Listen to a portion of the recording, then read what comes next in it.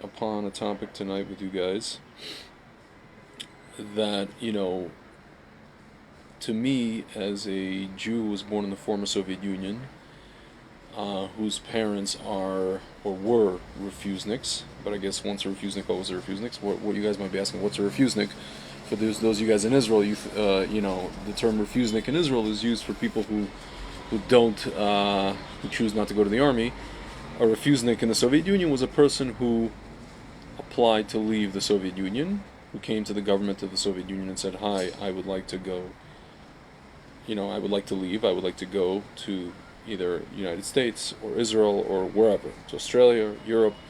And the Soviet Union, the Soviet government refused you. Hence, you are a refusnik, or what you would call a dissident. But I guess a dissident is more actively against the government. Okay, so, and being that I'm a child of refuseniks, and I was born in the former Soviet Union. I was 7 years old when my family arrived in the States, and that's where I primarily grew up until the age of 30, until I made Aliyah when I was 30. And then, it's a long story. I left Israel, I came back and forth, here we go. So, there's this kind of ongoing conversation in our community, in the Russian-speaking Jewish community, both in the States and abroad. How could it be that people who came from a communist country, from a country where, you could blatantly see that people, or that the government in particular, was pushing propaganda. You could see the methods, you can see, you experience things firsthand, you experience a system firsthand, an economic system firsthand, a social system firsthand, anti-Semitism, government orchestrated or societal, both systematic, and government-sponsored anti-Semitism. How could it be that people who lived under that, even people who were young when this was happening, how could it be that they could vote for a political party that basically does, if not exactly the same, at the very least so to speak, what I like to call a parv version of the same thing, namely the Democratic Party in the United States of America? And I guess kind of a follow-up question, or question 1B to that, or addendum question to that, is how could they not see that that's the case, right?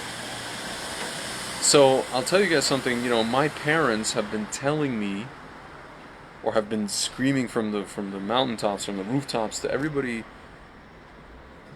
they encounter, whether it's a Russian Jew, American Jew, whomever, pretty much since the beginning, I would say, of the Obama administration, that everything that the Obama administration is doing, the way that they're doing it, the way that they communicate, the way that they operate, the way that the Democrats have been operating since that time, and even before that, is basically akin to being, collective brainchildren of what the Soviet regime was doing.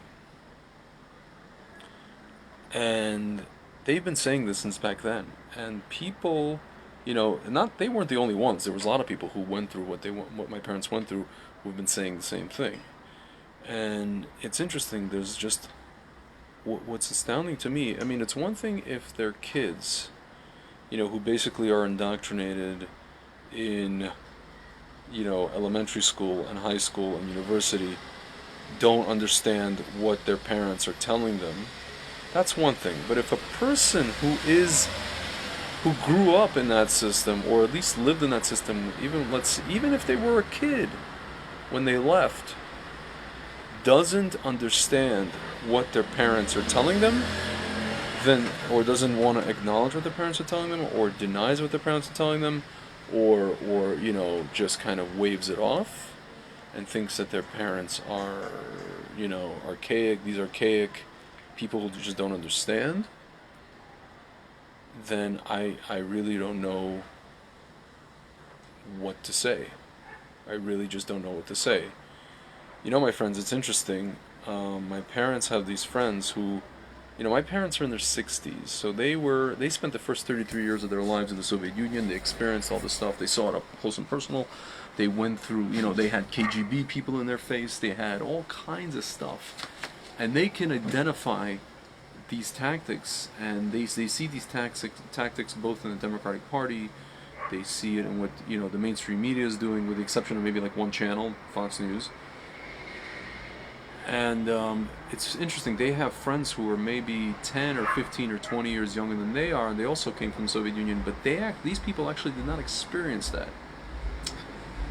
And so these people, they don't see anything wrong with what the Democrats are doing today. They really just don't see it. It's really just, not only don't they see it, if the people who experience it, people like my parents and other people, come and tell them, listen, please, I'm telling you, I'm begging you, listen to me. I'm telling you, this is the same thing. I'm not telling you because I'm a registered Republican or I'm some partisan. I'm just telling you because this is what I see. And they're doing the same thing as what was done in the Soviet Union to us.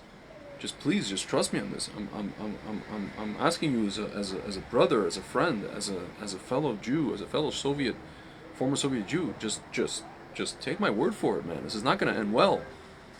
And they're just not listening. And they're just not listening. And they think they're so, cool and so hip, and they want to be progressive. I'll tell you guys something. All this stuff began, it actually did not begin under Obama. All this stuff began, kind of in the cultural milieu of let's say, Hollywood and the media and TV shows. And it's interesting, I don't know if you guys saw the video by this guy Yuri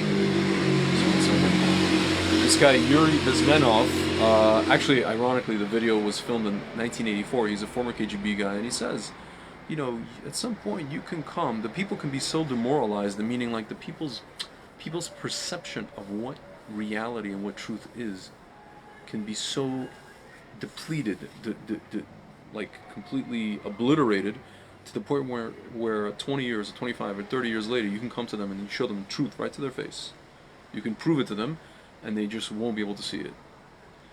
And so now we have a situation, my friends, where we have this chasm between Russian-speaking Jews who grew up in the Soviet Union, or even people like myself, where I was fed a steady diet of, even though I was 7 years old when I left the Soviet Union, I was fed a steady diet. Just one second. I was fed a steady diet of just like stories and anecdotal instances. Just one second, guys. Somebody's just bombarding me with messages, and it's just not going to happen right now. Of stories, personal stories of people who grew up in that system, and I know these people are telling the truth, right? I know they're telling the truth. They're not making stuff up, right? They're not sitting around just because they're, want to be some partisans or whatever it is, and they see what this party is doing. There's a difference between what the Democrats were back in the 70s and 80s and what they've been since pretty much the late 90s or early 2000s, right? Or what the Jews, who are kind of classical liberals in America, tell you what the Democrats are, what they think the Democrats are, versus what the Democrats actually are. There's a big difference between that, right? So, if Soviet Jews are coming and telling you, this is what we see, this is the behavior that we see from the Democrats today, which is basically a carbon copy of what was going on in the Soviet Union, and there's a chasm, and they're trying to tell their kids, and they're trying to tell their grandkids, but their grandkids and their kids, most of them, not all of them, but most of them, have been so steeped in and indoctrinated by, this started in elementary school by the, people are talking about, college campuses. They're talking about students, Jewish students, who come to campus, for example, and, kind of get sucked into organizations like J Street and If Not Now and all these other organizations, and even Students for Justice in Palestine. They're saying, well, we have a problem on campus. My friends, the problem is not on campus. I mean, the problem is on campus, but the problems begin way before campus. The problems begin in elementary school, in junior high school and elementary school, my friends. This is where they begin, and these schools were basically, I guess you can say, not set up, but the curriculums were given by the Obama administration that was there for 8 years. You know, people are sitting around and they're wondering, they're saying, well, the country is divided. Trump divided the country. My friends, Trump did not divide the country. What happens is you have certain ideas or certain mantras or certain ideologies that are pushed by the media, by Hollywood, by TV shows, by, you know, what people see in mainstream culture, and pushed and pushed and pushed and pushed and pushed to the point where 50% of the country basically accepts them as gospel, as dogma, as valid, as progressive, right? And then the other 50% of the country either doesn't. It's a combination of kind of like not accepting it at all, or just being numb to it, meaning not having any valid opinion on it, or not being for, not being against, right? Just being totally demoralized to it and thinking, okay, it's okay, just let it be. We're a libertarian society, just let it be. But once a person comes along, right, and he becomes the president, and he says, well, I'm sorry, some of the stuff, okay, you can keep it, but the other stuff, like some of the policies that you guys have been pushing in terms of economics and foreign policies, I'm very sorry, guys, it's not okay, and I have news for you. I'm going to roll this back. What do you think the people who were pushing these policies, not just for 8 years, for all of Obama's term, but pretty much since like Clinton, they were pushing these policies? There's a name for these people. It's called the deep state. What do you think those people are going to do? The people in power who've been pushing these policies, the powers that be, the people actually pulling the levers, not the populace, not the 50% of the populace. What do you think those people are going to do once they see a guy who comes in? What are they going to do? They're going to send in the cavalry. They're going to get all of their billions, and they're going to pay for organizations like Antifa, and again, separate organization from the movement, Black Lives Matter, other organizations, and they're just going to send in the cavalry, and then you'll see a bunch of, you'll see riots on the streets, right? And of course the people that are for this, so to speak, or have been indoctrinated with this progressivism, are already so they think that this is like the way, like Taoism, the way, right? So then anyone who's against that, or anyone who doesn't come out even openly, let's say for it, or even openly against the people who are against it, is automatically the enemy. And now we have a situation where there is polarization, right? But the polarization didn't happen because of this guy. The polarization was already, the file was already installed on the computer. All this guy did was come along and rip off the mask. He basically, what he did was he activated the exe file. He activated the installation just by virtue of his existence. You understand? The polarization was already set up years ago, my friends. Years ago. Obama, unfortunately, he was a president for 8 years. His rhetoric, he was talking about, he made a few speeches. You see, again, you guys, a lot of people don't remember or just were asleep at that time. He was talking about how Christianity, went through the world, pillaging and this and that. Totally not mentioning what Islam did. Forget about the conquering or anything like that. If anybody spoke about Islam, automatically people were labeled as Islamophobic. Again, my friends, these are narratives drummed up by the media. This is language. The term progressive. If you're progressive, you're progressive. If you're not progressive, what are you? You're regressive. You want to regress back to the age of the troglodyte. You're a troglodyte. What are we progressing to? I don't know. Next week's Parsha. Sodom and Gomorrah. That's what we're progressing. Or this week's Parsha. I don't know. Can't remember if it was this week or next. I think next week. Yeah, that's what we're progressing, my friends. So, back to kind of like the main topic.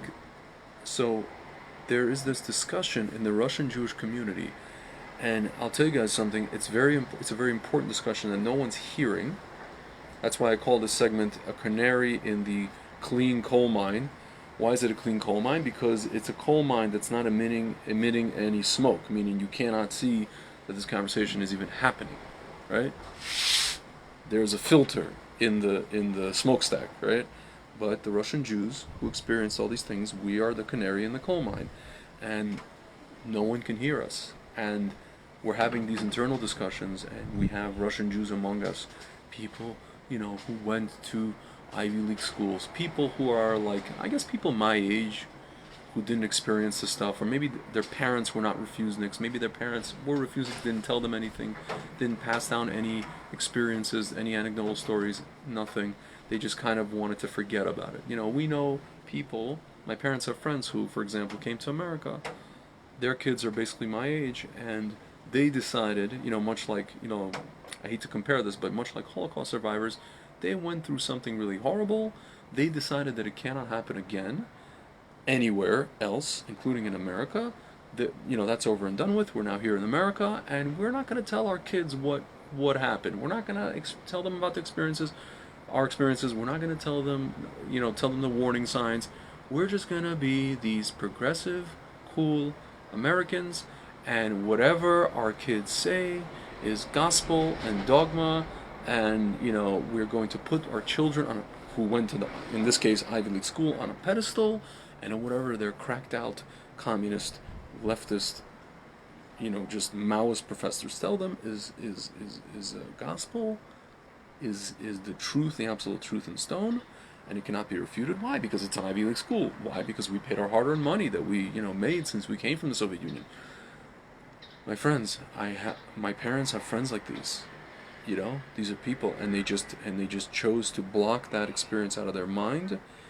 And in their mind, according to them, nothing like this could ever happen again. And my friends, guess what? According to people like my parents and other people like them, it is happening again, or it's about to happen. And basically, there is this imperfect figure by the name of Donald J. Trump, a very imperfect figure, an anti-hero, who basically is the only thing standing in its way. He really is the only thing standing in its way, and this is something that these Russian Jews, people like my parents and many like them, realize, because they see it with their own eyes, because they saw what happened in the Soviet Union. They saw the methods, they saw the tactics, they saw the attitudes, they saw the system. They lived in the system, as my mother calls it, Vanyuchi Savok, stinking Soviet Union, and they don't want it again. And for those of you who are watching and will be watching and saying, well, no, you don't understand, it's different, it's not like that, America, la la la, Constitution. My friends, if it was up to these people, the Constitution, go on any college campus, these students who support Antifa, ask them what the Constitution means to them. It's an archaic document written by slave owners and hateful racists, and I wipe my you-know-what with this piece of paper. The First Amendment only means really anything to them when it's their opinion, when it's other people's opinion, as we see with Twitter and the platform that I'm using now. First Amendment, we just had a hearing today in Congress, doesn't really mean that much of anything to them. Second Amendment, definitely not, because they'll tell you, well, the people who made this amendment had muskets, they did not have automatic weapons. That's not the point. The point is, if your government comes at you, you at least have a fighting chance if you have the same weapons they do. And if you don't believe me, my friends, look at Iran, look at China, look at North Korea, look at Cuba, look at the former Soviet Union, look at every single state where the people do not have the ability to fight back physically against their government with armament. Okay, my friends, so the Founding Fathers of America had kind of a point. They kind of had something. They were onto something, okay? So my friends, the ones you talk about, the Constitution and all these other things, Democratic Party, they couldn't care less. They just appointed a judge, and it's interesting because they warned the Republicans when they were not in power. They warned Harry Reid when Obama was president. They warned McConnell, I think it was, or somebody, warned Harry Reid when they tried to put in a judge, don't do this because it's going to come back to bite you in the ass. You're setting a new precedent, right? And the guy was whatever. I don't know if he got in or whatever it was. I think it was Merrick Garland. And now the Republicans are like, well, you guys set the precedent. This is totally legal. It's not done, right? It's kind of like today. I asked my friend, how come we don't have, if you guys ever heard the concept of a Nazir, a Kohen who serves in the temple but who's not allowed to drink alcohol, right? And I asked my friend who's a Kohen, I said, do we have, how come we don't have Nazirites anymore? He's like, is it like not a thing? He's like, no, it's still a thing in the Torah. It's just not done, right?